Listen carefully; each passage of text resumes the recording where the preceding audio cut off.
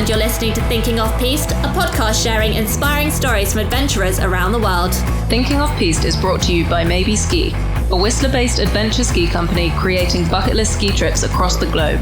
If you're looking to get off the beaten track and away from the crowds, head over to maybeyski.com to discover what lies beyond your lift pass. Our guest today is the first person in the world to cycle to the South Pole from the edge of Antarctica. And in the process, she also set the human-powered speed record. It's Leijerstam Edy.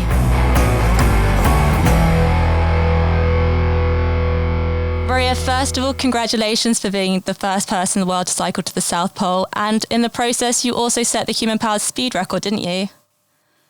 Yeah, that was right. In fact, I didn't know until I got home, really, that I set the human-powered speed record as well. So that was an added bonus, really. What a massive bonus as well. And that was like right on top of Christmas time-ish, wasn't it?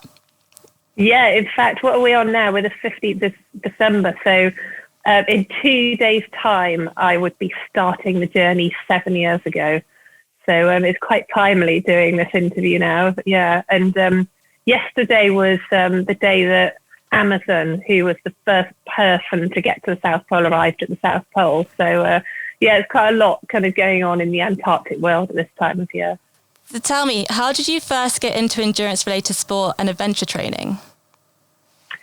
Well, I think definitely at university, I joined the Officer Training Corps, part of the Territorial Army. And there I was exposed to a lot of, adventure and army training. So I spent lots of times out in the hills, in Dartmoor and Exmoor and all over the country, actually. We went as far as Scotland doing training. And so I think, I met a lot of really adventurous people. So it kind of triggered that spark of let's go out and let's go and get wet and muddy and tired and let's go and see if we can run all night and things like that. So I think I put it down to the Officer Training Corps. That's amazing. So is that like a sports society at uni, or is that was it part of the program? No, it's like training the next generation of officers, basically. So they try and target university students. That's really cool. When I was a kid, I did Air Cadets and I absolutely loved it for the same reason. Cool. They send you out on like obstacle courses, which is super fun. I wish I kept it up. It's one of those ones that I like kind of sort of dropped off, but looking back on it, it was probably my peak fitness. Oh no, and you make some brilliant friends as well, because you're in sort of situations that you just wouldn't normally be in. So it was really good. So what do you love about it the most? Well, just all the, the adventure opportunities, really. And I think like the friendships I've got, made my best friends through the Officer Training Corps, definitely. But the other bonus was also that it was only 40p for a gin and tonic in the officers' mess. So when you're at university, that is like a real bonus. But surely with so much endurance training and sort of high impact cardio, you'd get drunk really fast as well. Absolutely. When you're 18, for sure. Yeah. Did you grow up with a sort of active, adventurous lifestyle before uni?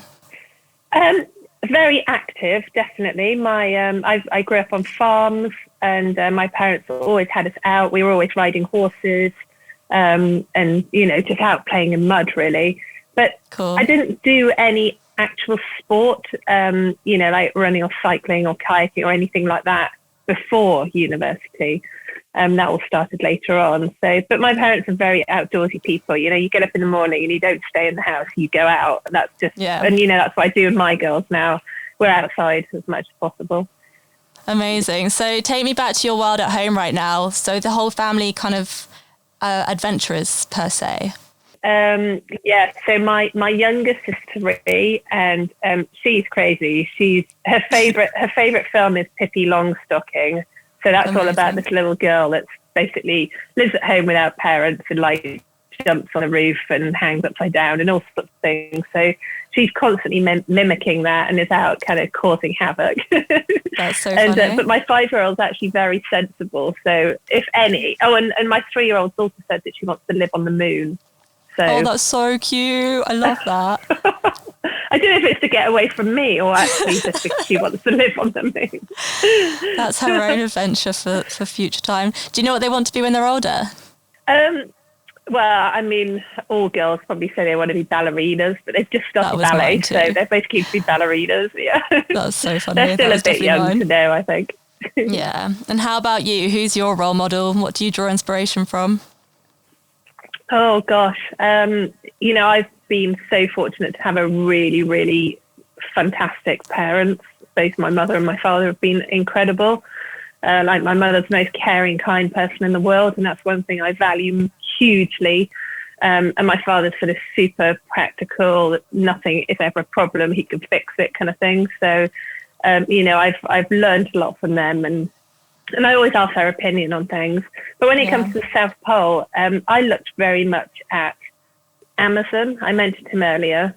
We hear all about Scott and how he died his terrible death and all the stuff that he did, but we never actually hear about Amazon, who was actually, the first to get there. He was the winner out of that race, and he actually executed the whole thing perfectly. So, I really focused on what it was he did and how he did it and the training and all that kind of thing. So he's definitely been one of my inspirations. And why did you what inspired you to go to the South Pole? Why the South over the North Pole?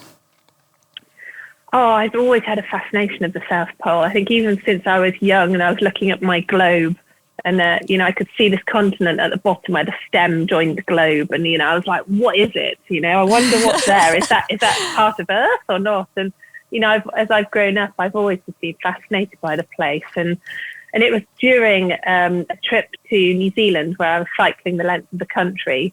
And I was getting very cycle fit. And I was loving the sport, and I was realizing I was actually quite good at cycling.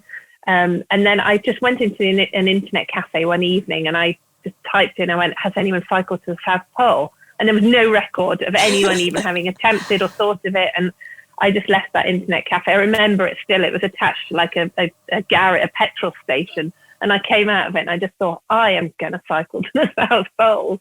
So, it was all a bit random, but... Yeah, and remind me, what was the total distance you cycled? So it was just under 650 kilometres. That's insane. And you did that journey purely using manpower alone, didn't you? Yeah, 100%. I cycled the whole way, yeah. And how long did it take you overall? So it was 10 days, 14 hours and 56 minutes. That's I had to absolutely record amazing. it to make sure. I was just going to say, in terms of human power travel in Antarctica, if you're getting kind of 50 kilometers a day, that's like a really, really big day. And some days I managed to get sort of 85 kilometers. So it just sort of went to prove that actually cycling can be really, really efficient in Antarctica. So it was all about sort of showing that cycling is a viable means of human powered travel in Antarctica. Yeah, that's incredible. And can I ask about the wildlife and the nature that you saw? Oh, nothing. Nothing at all. Really? Wow. No, I mean, all of the animals like the penguins and the birds and everything, they obviously live around the coast of Antarctica.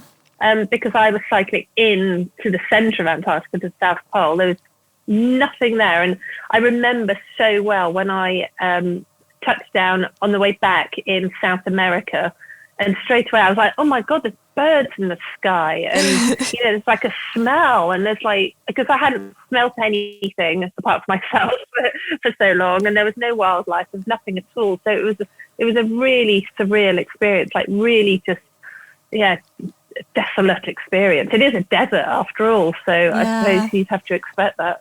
Quite often you think it's snowing in Antarctica, but actually it's just blowing the snow around. Oh, that makes sense.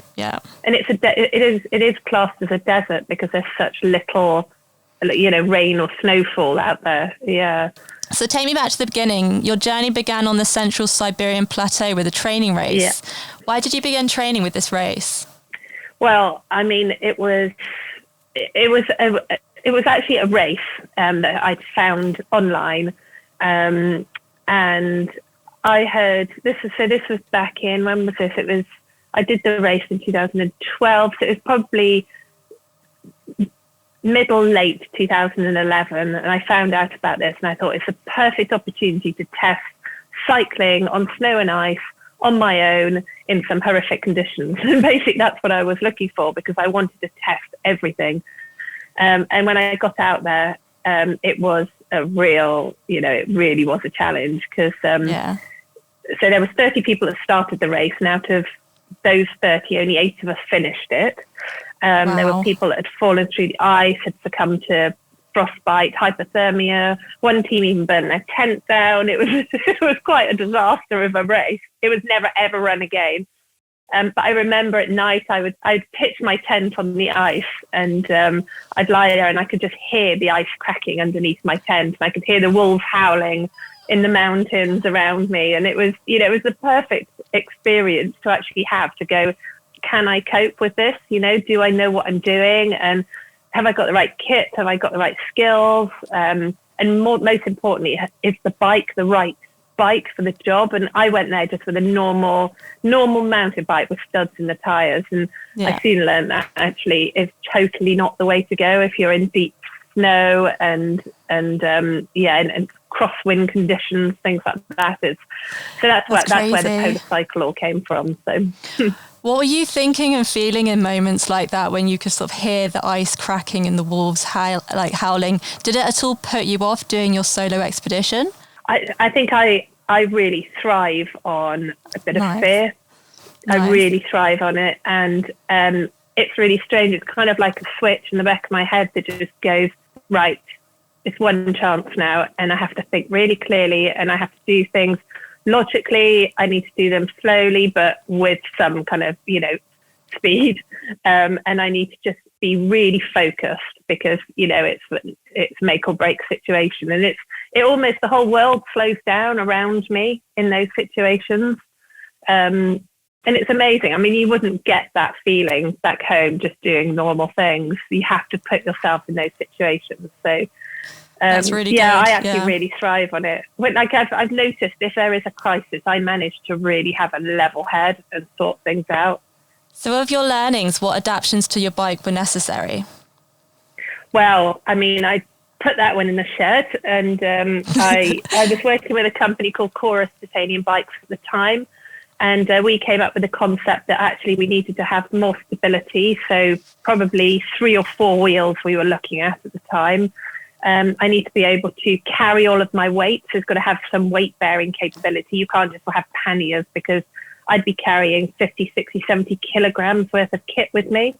And also I need to be in a position that I'm comfortable in, that I can cycle like all day, every day, with like huge clothes on as well. Sitting on a saddle with like big, it's just not very comfortable. And then we actually approached a company down in Cornwall called Inspired Cycle Engineering. And they loved the idea. We went for a meeting and I sort of explained the project, and they kind of looked at me as if I was a bit bonkers, that went, we're on, kind of thing, we're on board. So with them, we created the Polar Cycle, which is a beast of a machine. It's about 2 meters long and about 1 meter wide. But I can carry, well, in fact, during my training, I actually cycled up some sand dunes with a 90 kilogram guy on the back of it. So It definitely passed the weight bearing thing. All of the gears as well, I had super, super low gears, so I could be traveling at kind of, 0.1 of a kilometer an hour whilst my feet were still, turning quite quickly. So, it was good. We came up with the right machine for the job. And there was a lot of accountability on sort of you being out there by yourself. Were you able to repair it if something went wrong? Yeah, I carried, I had about 8 kilograms worth of kind of repair kit. So the things that could have gone wrong were obviously the tires, the chain, things could have frozen up, joints could have frozen. So I was very lucky, actually. I didn't really have any problems at all. I had a bit of a squeaky chain at one stage, but I pulled some of the beef fat out of my snack bag and I rubbed it on it, and it solved the problem, which I was like, genius. That's so funny. That's a classic example of thinking on your feet as well. Exactly, yeah. And in fact, my tyres did lose pressure as I was climbing up onto the polar plateau. So, but that was just a case of having to pump them up. But I had like thick tyres. They were almost 5-inch wide tyres. Wow. And this tiny little hand pump. So I was there for about 40 minutes, kind of trying to get the tire back up. You had a really good quote in your documentary where you're saying you needed an upper body workout, and that was perfect for it. Oh yeah, that was it. How about your personal preparation? How strict was your training regime? Oh, I was, when I've got a goal, I become really strict with myself. When I haven't got a goal, I'm sort of the laziest person in the world, and I'll just sit on the sofa all day long. I was up at sort of 4:35 every morning. I was doing about 3 hours. So I used to do this deprivation training. So I'd get out of bed, I'd get straight on the polar cycle or on my bike and go out and cycle for about 3 hours without food, without water, without anything at all, because I wanted to deprive my body so that it would get used to it in case I did run out of food or something went badly wrong, that I knew I would be able to keep going. Yeah, and your body was prepared for that. Yeah, so I tend to do my endurance stuff in the morning. Weekends, I'd go off for sort of 12 hours and just, whether it's run up a hill or go and cycle somewhere. So I wasn't always cycling. I was really, mixing it up and doing lots of short and sharp, high intensity training in the evenings as well, to get really work the heart and keep that side of the fitness going as well. And before you set out to the South Pole, what was your biggest worry? Oh my gosh, well, would I make it? I mean, I had absolutely no idea. It'd never been done before. In fact, the year before I went out, somebody had attempted to do it, but they'd failed at it. They'd got, I think, 100 kilometers in and couldn't go any further.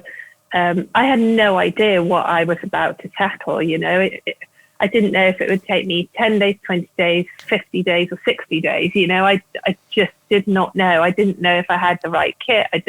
I just didn't know, because I've not been to Antarctica. Antarctica is a completely different place to Siberia or, anywhere else in the world. So, yeah, I mean, I just had to go with the fact that I'd really done my homework. I'd really done my training. I had the best team around me that have helped me get to this point, and I just needed to get on that polar cycle and start cycling. And it all came down to the fact that all I had to do day after day was keep those pedals turning. And as long as I did that, I'd get 1 meter closer and 1 meter closer. So yeah, I was kind of focused. I was panicking, but at the same time, I was like not allowing that panic out, really. And it's amazing that you actually did the trip and went there and broke this record without even having been to the place before as something to fall back on in your mind. That's really impressive. So you set off in December, and how did you pick your route? So I'd looked at all the options. Hercules Inlet is the route that 95% of expeditions will start from. When people ski to the South Pole, I'll go from Hercules Inlet. There's a few other options there. So the idea of the record is all about from the edge of the Antarctic continent to the South Pole. So I could have gone, anywhere from the edge to the South Pole. I think because I'd been reading a lot about Scott and Amazon, I'd learned quite a bit about the other side of Antarctica, where the Transantarctic mountain range are. And I actually got in contact with some scientists from the McMurdo station, which is based down on the Ross Ice Shelf. And I started chatting to them, about what the conditions were like out there. And they informed me that back in 2003, they'd started to transport fuel overland to the South Pole as opposed to flying it to the South Pole station. And so I sort of quizzed them about, where do they go and how do they go? And they told me about this route called the Leverett Glacier. So I was like, well, if it's good enough for them, maybe that could be a really good route. And it's a shorter route than the Hercules Inlet, but I have to climb up the Transantarctic mountain range, which was a 3,000 meter mountain range. So there was pros and there was cons to it. And but it was absolutely the right route to go. Definitely. Amazing. Because that glacier, you reached gradients of almost 25% on it. It was quite horrific, really. I had brakes on the polar cycle on all three wheels.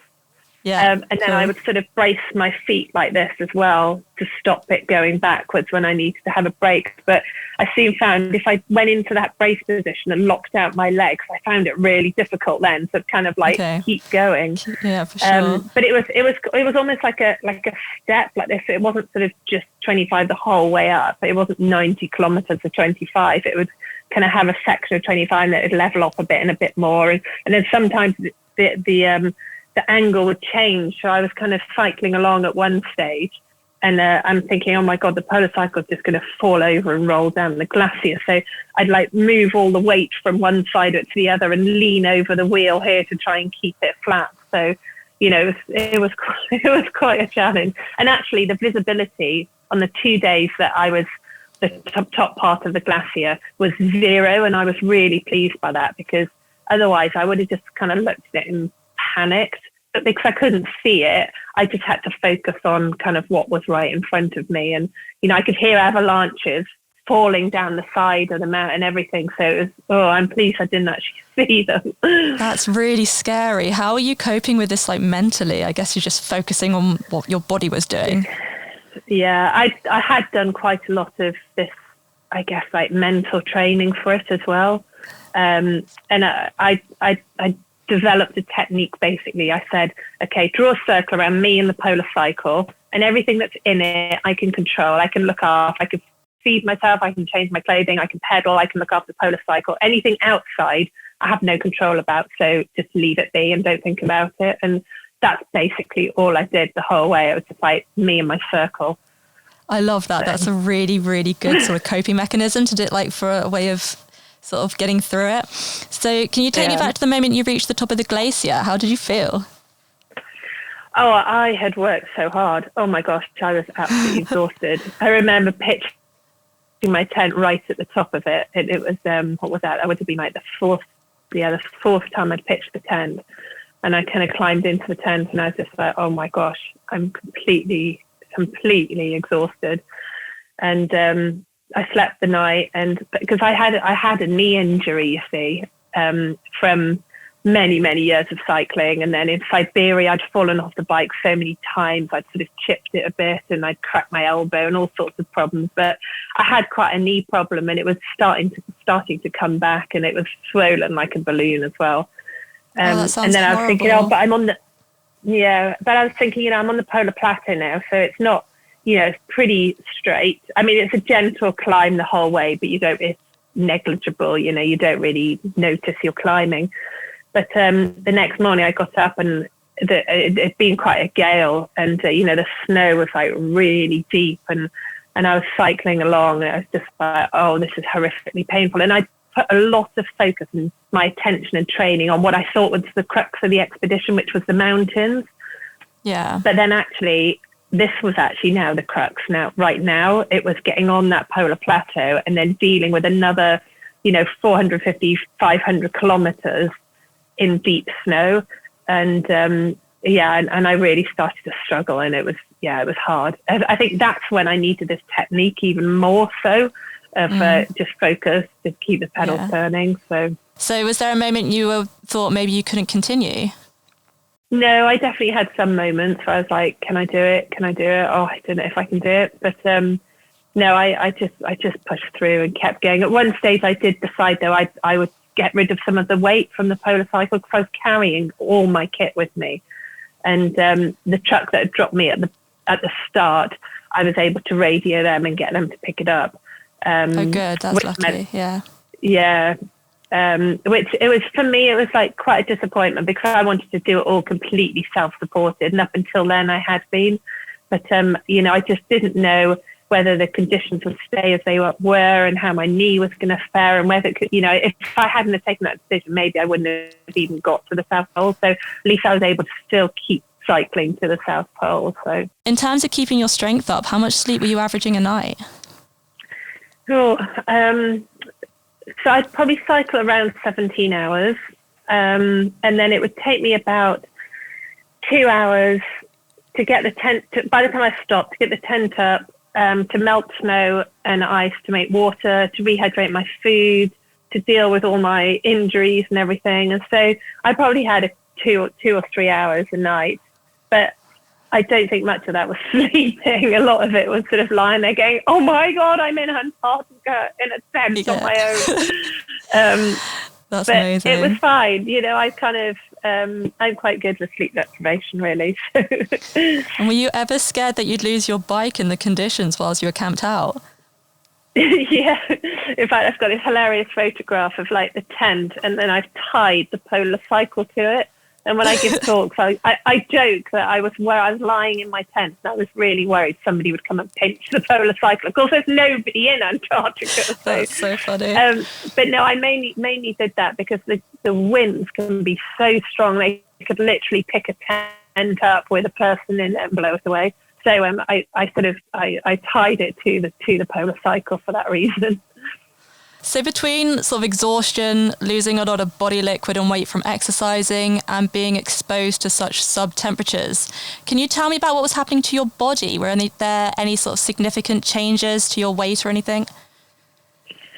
Not really. Luckily, as women, we're kind of made for endurance because our bodies are so intelligent. They tend to be able to preserve themselves really well, which for people trying to lose weight is awful. Unfortunately, it's just who we are. I mean, at the end of it, I lost about 8% of my body weight, which is not a lot. Most guys would lose at least 20, if not more, %. Wow. You do the before and after shot of the abs, as a woman, and then as a man, and the guy, they're skin and bone, whereas we're still like, well, we're fine. We could have continued for quite a lot longer. So, thanks for being a woman. I mean, I did lose weight. I toned up, certainly. But, mainly I just felt myself getting stronger and stronger, apart from the injury. The actual physical muscles were really good and in good condition. So good. And how much did you need to eat to keep your energy up? So I took I think it was about 4,500 calories a day, which is about double what we would eat at home. So it's not a massive amount. So in the morning I would have, all the food that I ate was freeze-dried, so it was in little pouches. And the reason we have these is because that the calorie to weight ratio is really, really good. So, for about 180 grams, I could get 800 calories or so. So I'd have porridge in the morning, and then at lunchtime it was just sort of snacks. I had like a little snack bag on my front. And in here I had a whole mixture of things like jelly beans and chocolate. I'm half Swedish, so I had salty licorice. I also had some beef fat and some biltong mixed in, and some pretzels and all sorts of like goodie random bag stuff. But yeah, it was a complete mixture. I bet your girls wanted one too. Yeah. I love it. And then in the evening, I'd have like a soup, again a freeze-dried soup, and then I'd have maybe a spaghetti bolognese or a chicken korma or something like that. So, and a dessert, in fact, chocolate pudding dessert. So yeah, I definitely didn't go hungry.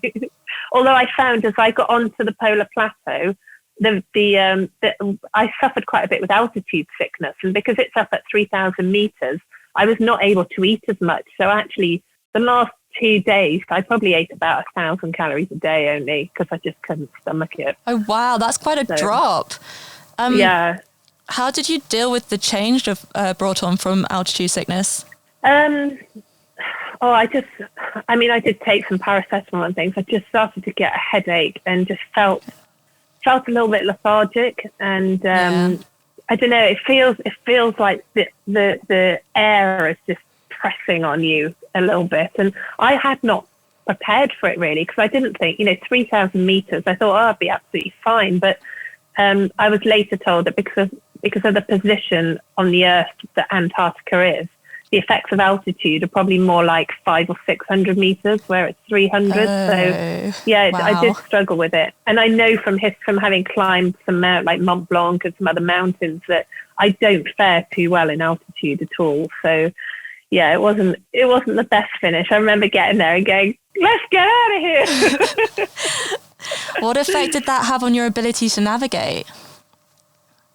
Navigation was fine. It was basically due south. It was due south the whole way, and I had a GPS with me, and so it wasn't intricate navigating at all. It was pretty straightforward. Have you ever hallucinated from altitude? From sleep deprivation, yes, I have. I've seen all sorts of sort of, when I've been doing my adventure racing, I've seen all sorts of monsters in the hedges and wow, that's crazy. Things that are definitely not there. So. But no, I was okay in Antarctica actually. And to treat it, they say you should sort of stop and rest, not go higher and not exercise. So that was completely off the cards for what you were trying to do. Did that have any sort of effect on you, like mentally, or were you able to just like push through? No, I think I've always done this sort of thing. Like with the adventure racing, I do that kind of non-stop for 6 days. I might get 3 hours sleep in 6 days, and so I'm pretty used to it. What was the scenario if you had to do like a rescue out there? How long would it take for somebody to reach you? Well, I mean, you every 24 hours we did like a sit rep and an update on position, where I was, how I was doing, and where I was due to be in the next 24 hours. So there are planes in Antarctica. So, I had search and rescue insurance with ALE, the company that are out there. But it's all completely weather dependent. So, if the weather had been fine, they would have been able to get a plane to me in a few hours. But I mean, if the weather's really bad, it could be a month, if they can't fly. So yeah, it can be quite a dangerous place. Yeah. Take me back to Christmas Day, because you were traveling over it, weren't you? Yeah. I was out there. It was the first Christmas in 35 years that I hadn't been with my family. So it was kind of quite emotional, but, I'd chosen to do this. And how are you feeling? I don't know. There's a bit too much hype around Christmas, I think, at the moment. And it was quite nice to just be out there and escape it all. But, I didn't have my children at that time, of course. So, I didn't have children. But my sisters, too, she had a little boy and a little girl who I was very, very close to. So I had a little photograph of them in my pocket, so I would look at them regularly. And, I kind of wondered what they'd be doing and whether they'd opened all their Christmas presents and eaten all their chocolate yet. So what do you do to unwind and switch off from the outdoor world? Well, I mean, now I've got 2 girls, so unwinding and switching off is not really an option, as most mothers out there will know.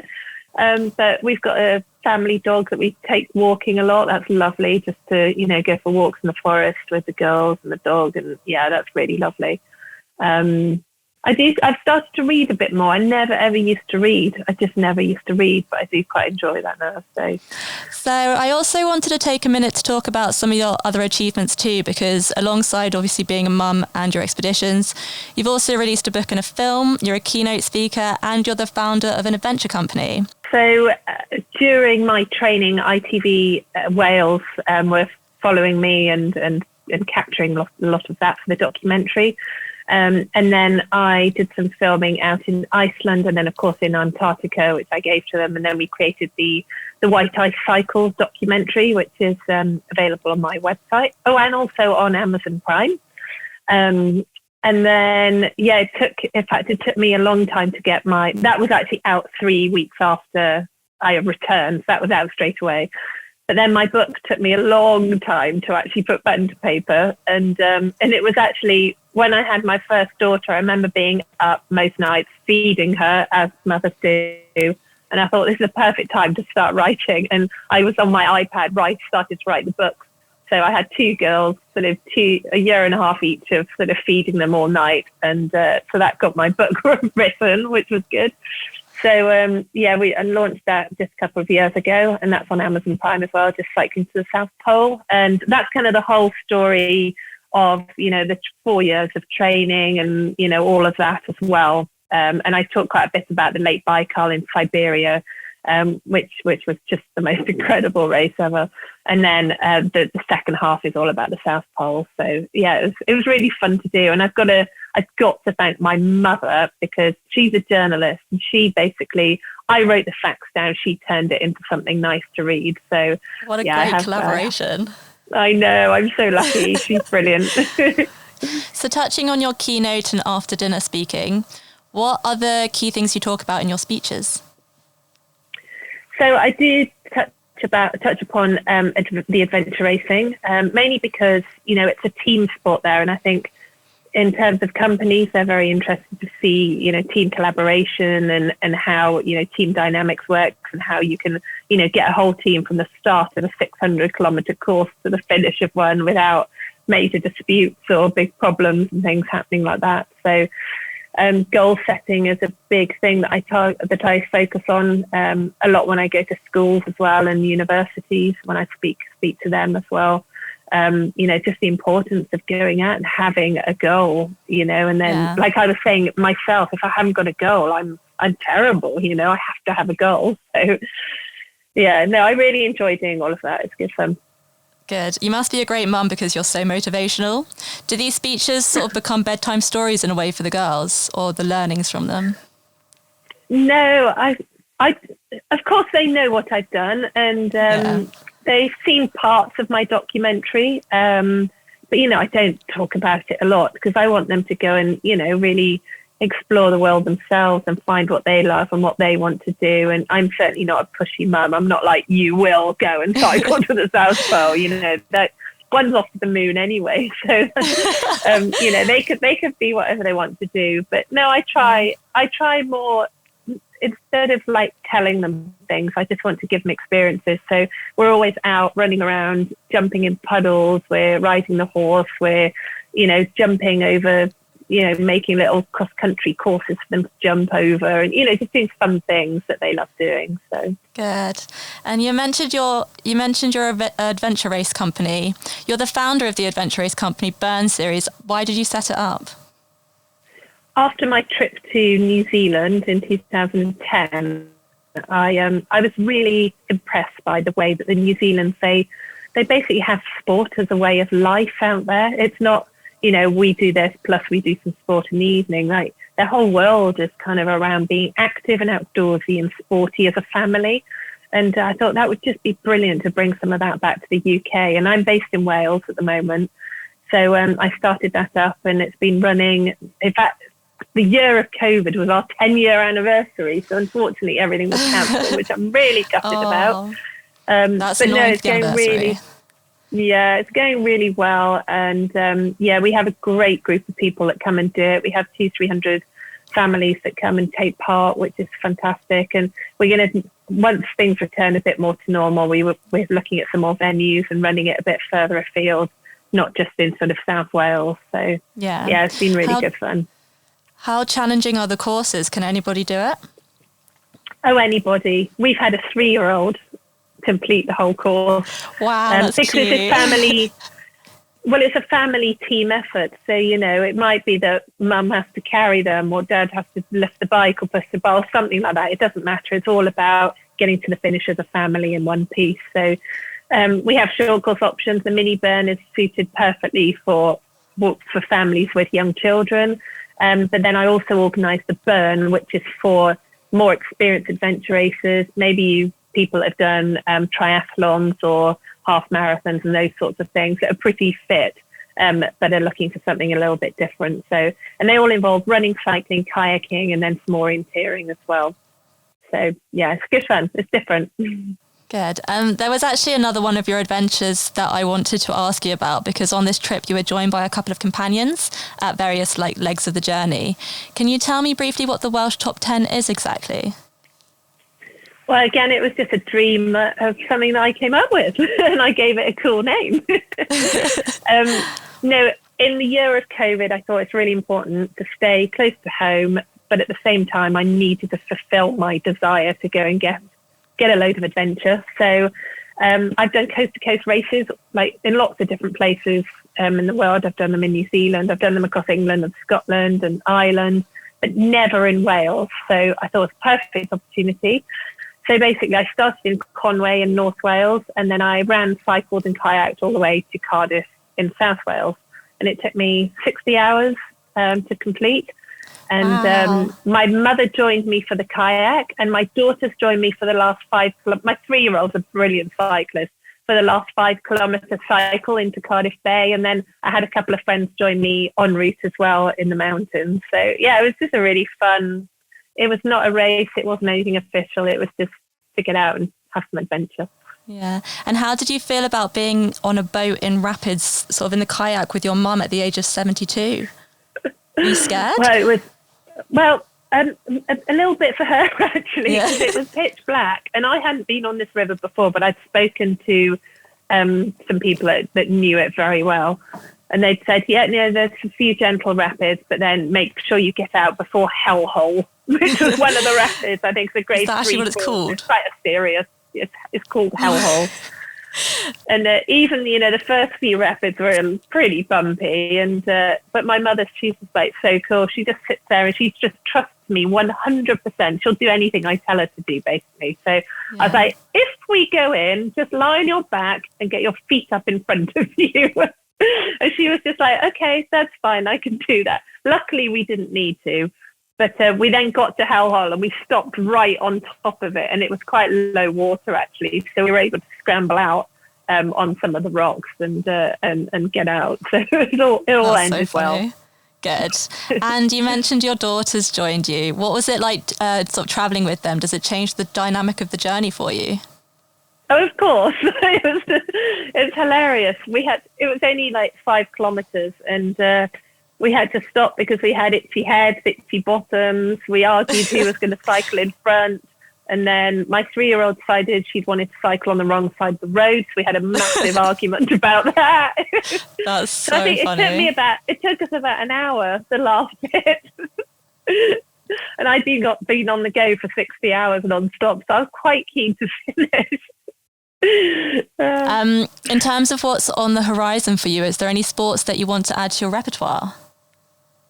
Oh yeah, I'm definitely up for doing more. I've this summer actually I started a bit of stand-up paddleboarding, which I've done a little bit in the future. But I think it's a really cool means of travel, and you just get to see a little bit more than you do when you're sitting in a kayak. You're a bit higher up, and I don't know, I quite feel like that feel of being out in the ocean, and you kind of lose perception really a little bit of what's what, and that's a really good sport. But I think I want to do more cross country and backcountry ski touring. Definitely, I just love snow and I love the cold, and because of my half Swedish roots, I think I kind of need to get out and do that. So yeah, I'm planning a little trip, maybe something in the Edy in Norway next year. So I tried my first time, it was my first time paddleboarding this summer just gone, and I absolutely loved it. It's such a nice feeling. It's cool, isn't it?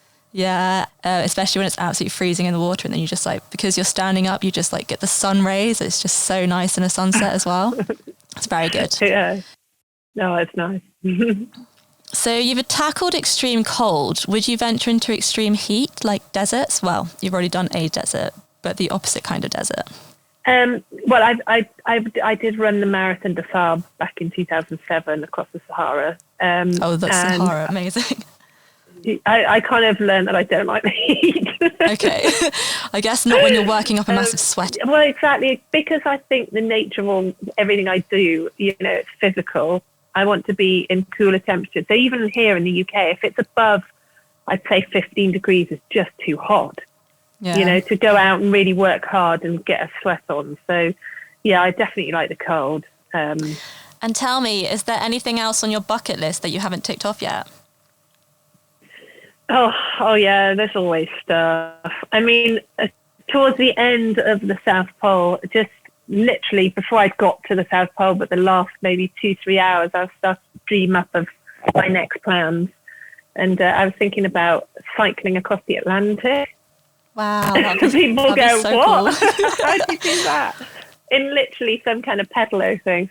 But then I had children, and so I sort of stopped the real wild things for the time being. But I don't know, I'm 42 now, so I'm getting on a bit. But I reckon, when I'm kind of 55, you can still do some expedition endurance stuff. Yeah, for sure. So maybe when the girls are older and established, and I might do some of that stuff again. But I don't know. Next year, I'm going to go to Kyrgyzstan with my mother and ride across the Tian Shan Mountains on horseback. That would be amazing.